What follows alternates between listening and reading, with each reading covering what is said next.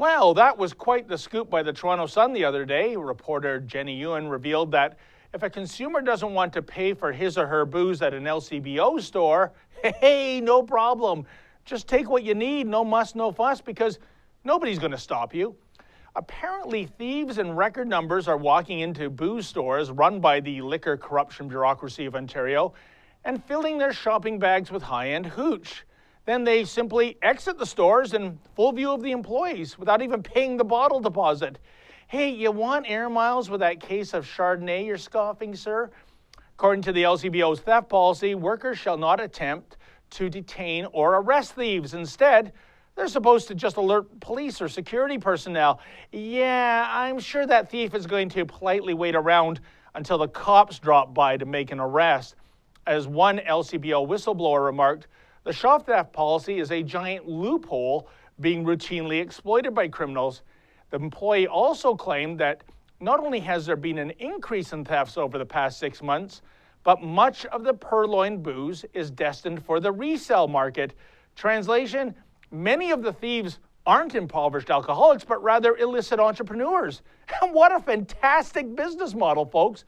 Just imagine receiving all of your stock for free, or more accurately, getting your stock paid for by the Ontario taxpayer. Then again, the LCBO would appear to have an unofficial way of dealing with shop theft, namely, just raise the price of the merchandise that is being purchased by law-abiding consumers. You know, I think that's what they mean by the phrase, honor among thieves. And if Mr. or Mrs. Ontario taxpayer has a problem with this, well, F you, the LCBO is an egregious monopoly and it behaves like one. But by embracing such cowardice and nonchalance, the LCBO has indirectly blown to smithereens its very right to exist. For example, the government runs a state-sanctioned booze monopoly on the proviso of social responsibility. Translation, you let those greedy private sector entrepreneurs sell liquor, and hey, the next thing you know, the parking lot's overrun with 15-year-olds getting hammered on Colt 45. But now that the LCBO has admitted to a hands-off policy when it comes to shoplifters, a minor doesn't even have to go to the trouble of getting fake ID. Junior just has to pick up that bottle of Grey Goose and fly out the door. And there's another disturbing element to the LCBO shop theft story too. Both the Ontario Public Service Employees Union, which represents LCBO employees, and Premier Kathleen Wynne, have stated that the LCBO would be the best home for the sale of marijuana once weed is legalized.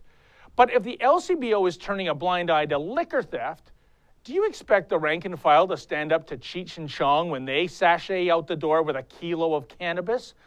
Little wonder that according to a recent poll by Forum Research, the majority of Ontarians are against the idea of the LCBO selling legalized weed. After all, even a crack addict can tell that the LCBO is the most socially irresponsible retailer in the province. For the Rebel.media, I'm David the Menzoid Menzies. Thanks for watching. Click here to never miss a Rebel update. Want even more of the Rebel? Well, click here to become a premium member.